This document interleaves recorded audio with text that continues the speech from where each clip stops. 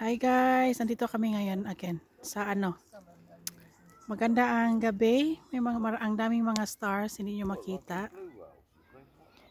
Kami nag campfire, tapos sila nag-enjoy, nag-toast ng marshmallows. Sila ng marshmallows guys, yan. Enjoy sila dito, enjoy kami guys. Hindi siya malamig, hindi katulad kagabi na sobrang lamig kagabi. Sobrang lamig kagabi. Ito yung ilaw guys. Solar lang ang ginagamit niyan.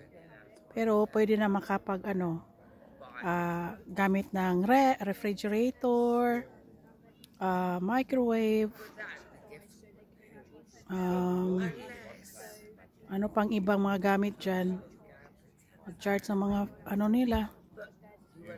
Kaya doon, then gazebo, naglagay ako ng lights sa tent namin at sa gazebo. Para additional na lights. Lalo na sa mga may ang mga mata-mata. Yun, madilim dito na yung makita nyo mga lights yan sa mga tent yan. Yan. Meron din doon.